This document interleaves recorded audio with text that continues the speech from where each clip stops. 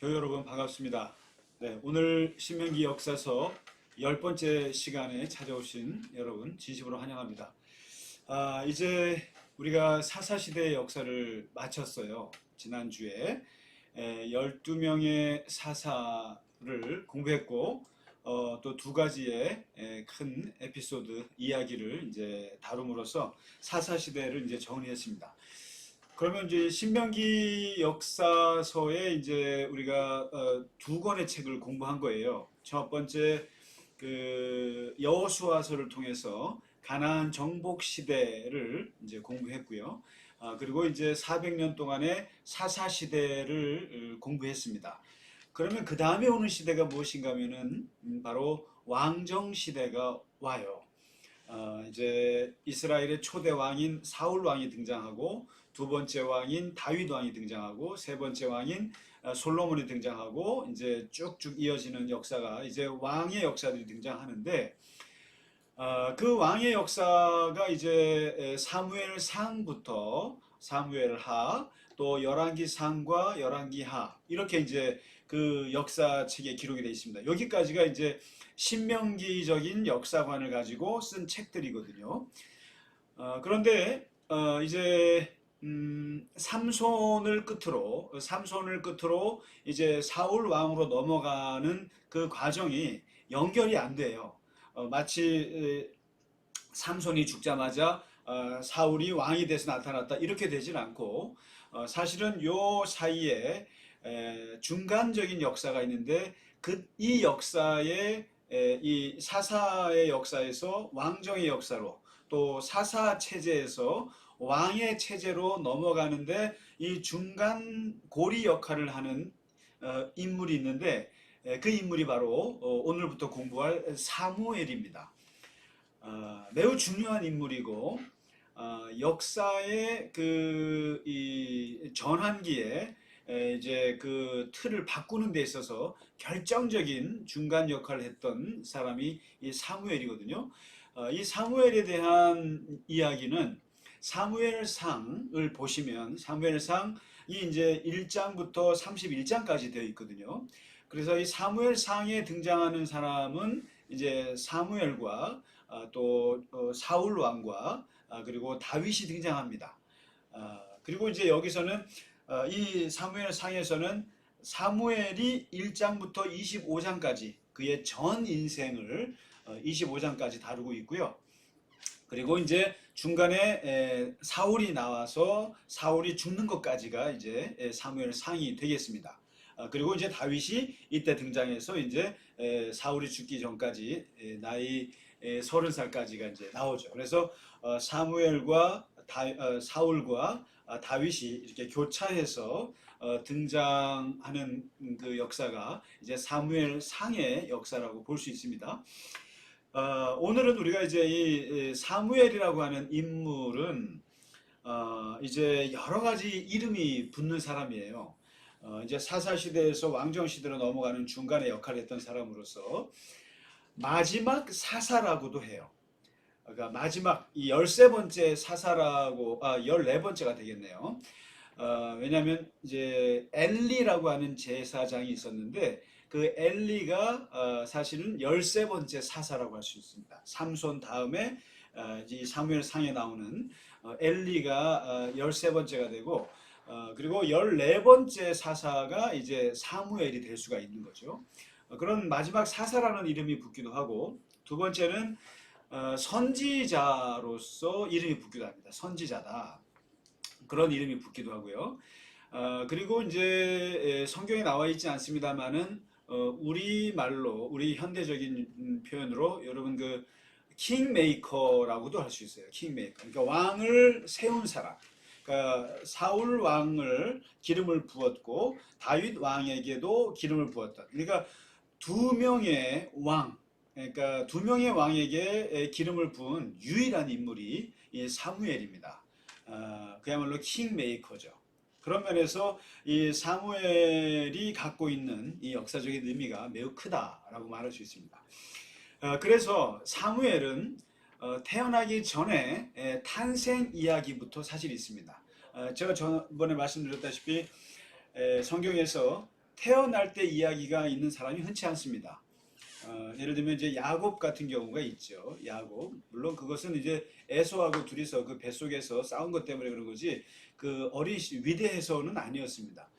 주로 이제 모세가 그렇게 다루고 있죠. 전생애가 또 예수님이 다 다뤄지고 있고 또 삼손이 다뤄지고 있고 세례 요한 정도인데 그 중에 유명한 사람이 사무엘입니다. 사무엘은 여러분 아시는 바와 같이 이제 이 탄생 이야기가 사실은 심상치 않죠. 그 어머니 한나의 이야기. 그래서 그 에브라임 산지에 엘가나라고 하는 남자가 두 여자와 함께 살았는데 브닌나라고 하는 여자는 아이를 잘 낳고 한나라고 하는 여자는 아이를 못 낳아서 서로가 스트레스를 주는 관계였는데 한나가 너무 힘들어서 하나님 앞에 나와서 기도해서 눈물로 기도하고 그렇게 해서 낳은 그 아이가 사무엘이지 않습니까? 그래서 한나의 기도가 유명하죠. 어떻게 아이를 낳는 그 기도를 할 수 있었는가? 그래서 한나의 그 기도 장면들을 이제 우리가 많이 분석을 합니다.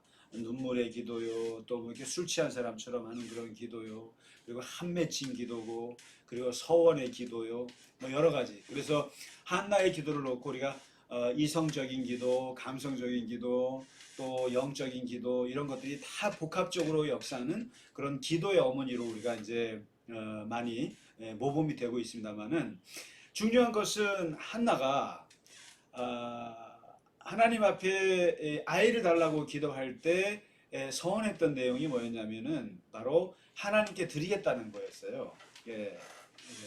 하나님이 저에게 아이를 주시면 내 아이라고 생각하지 않고 하나님의 아이로 바치겠다고 선언을 하거든요. 그때 그 기도하는 모습을 보고 술 먹지 말라고 이렇게 핀잔을 줬던 제사장이 바로 마지막 13번째 사사라고 할 수 있는 엘리가 나옵니다. 엘리 제사장. 그래서 이 당시에는 엘리 제사장이 이스라엘의 사사의 역할을 했던 거예요.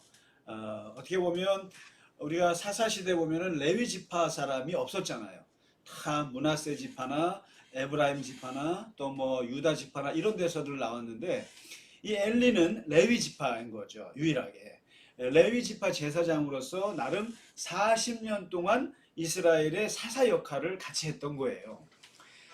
그런데 이 엘리 제사장의 그 성소에서 기도하다가 이제 아이를 낳게 되거든요. 한나가.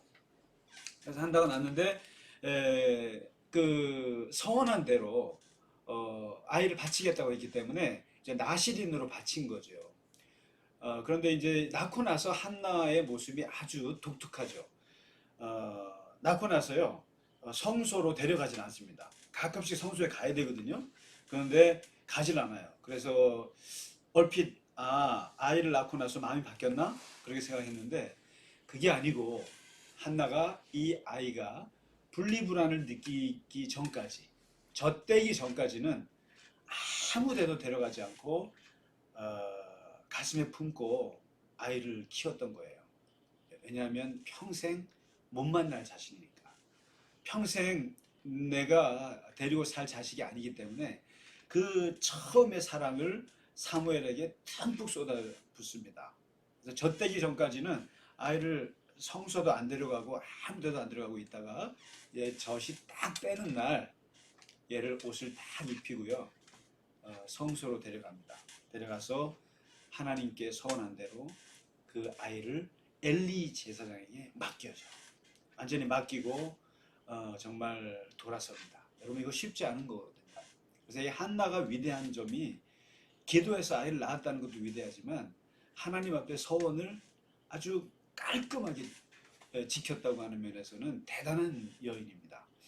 그래서 뒤도 안 돌아보고 이 아이를 하나님께 완전히 바치고 딱 돌아서고 이제 그때부터 두 번째 사무엘의 어린 시절 성소 엘리 제사장 밑에서 이때는 성전이 아닙니다. 성전은 솔로몬 때 지은 거고요. 이때는 성소라고 하는 게 좋을 겁니다. 실로에 있는데 그러니까 이런 거죠. 모세가 성막을 설계를 했지 않습니까? 그리고 광야 시대 성막을 가지고 움직였어요. 그러다가 이제 사사 시대를 거치면서 성막은 움직이는 거였잖아요. 그러다가 이제 정착이 되면서 실로 같은 곳에 이제 성소가 이제 마련이 됩니다. 그러니까 성전 이전의 형태예요.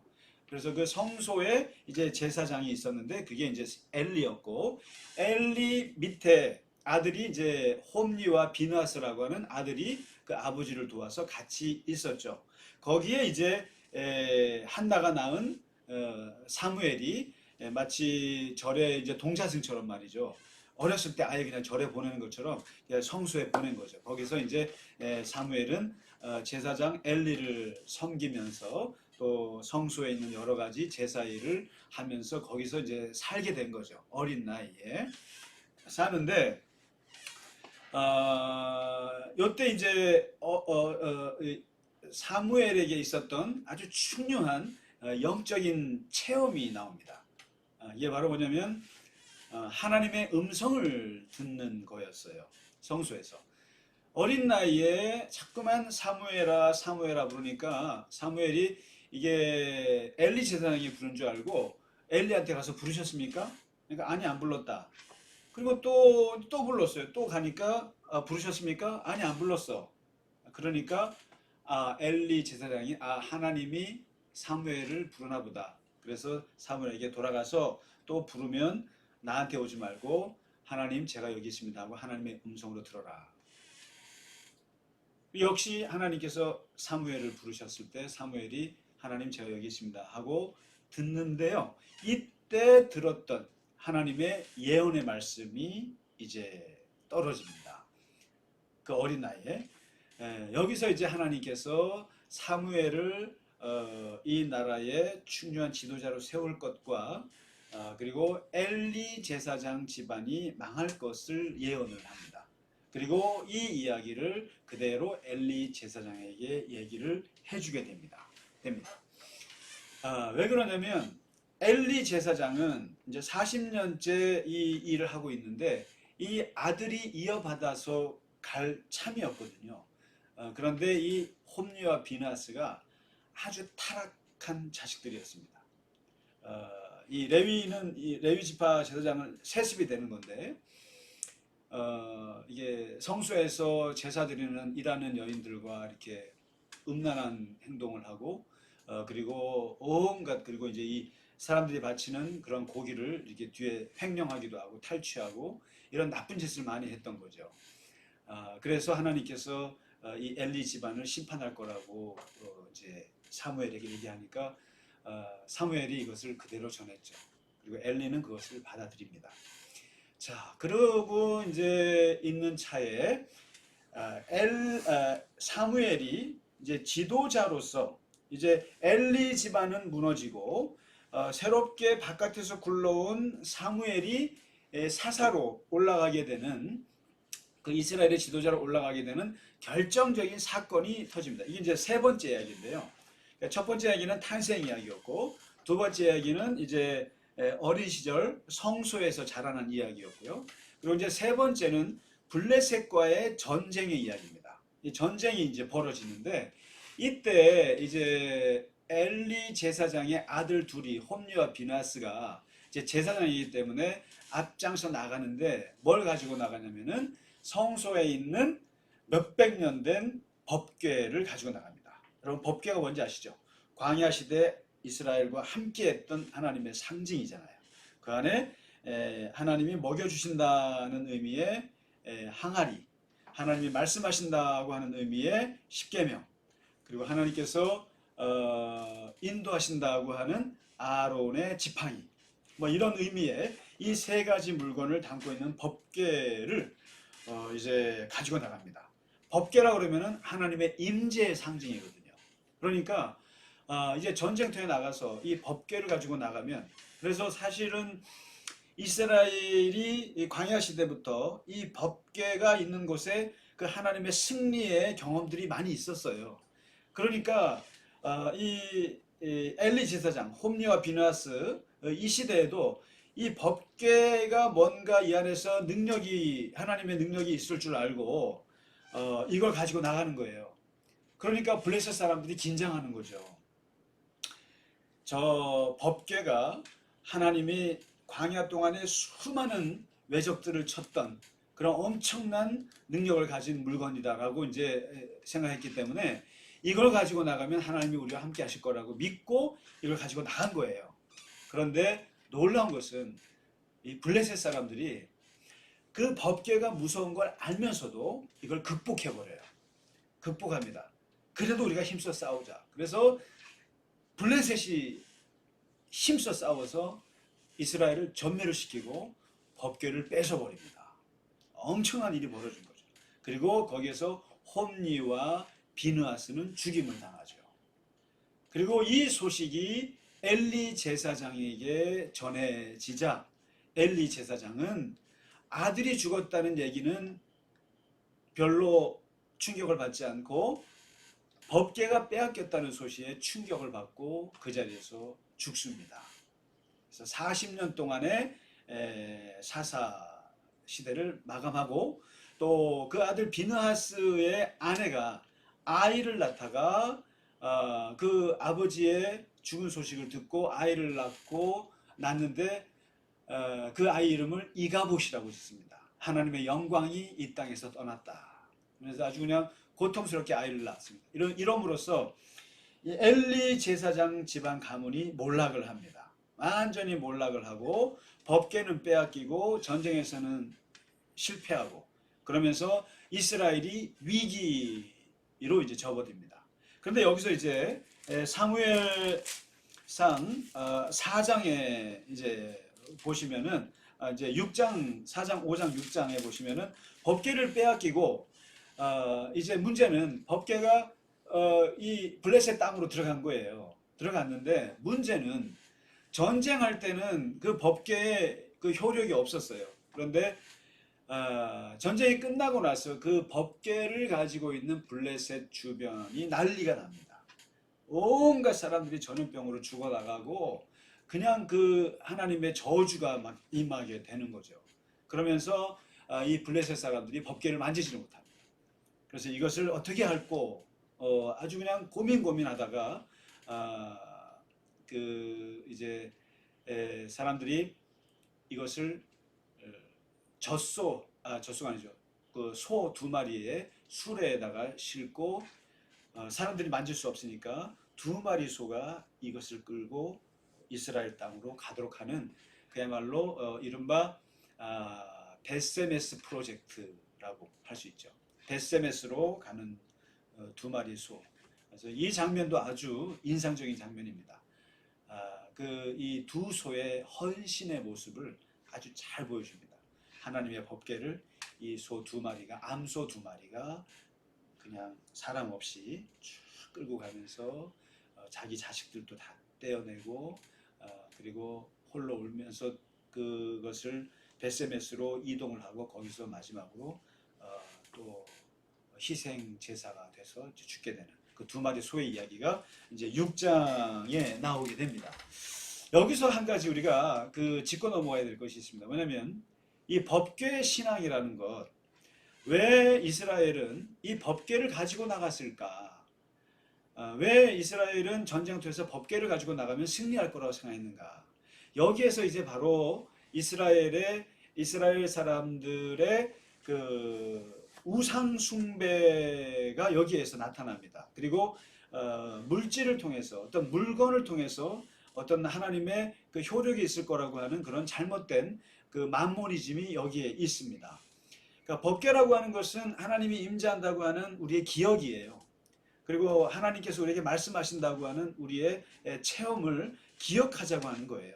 그리고 기억을 통해서 하나님을 생각하고 그 기억을 통해서 하나님의 역사를 오늘날에도 우리가 함께 하겠다고 하는 그 신앙의 행위인데 그래서 우리가 보통 교회에서 십자가를 걸고 혹은 어떤 성경책을 이렇게 보고 또 뭐 이렇게 십자가 같은 거를 이제 이렇게 장식을 하는 이유는 십자가 자체에서 어떤 효력이 있는 것이 아니라 그 십자가를 보면서 우리가 예수 그리스도를 기억하는 거거든요.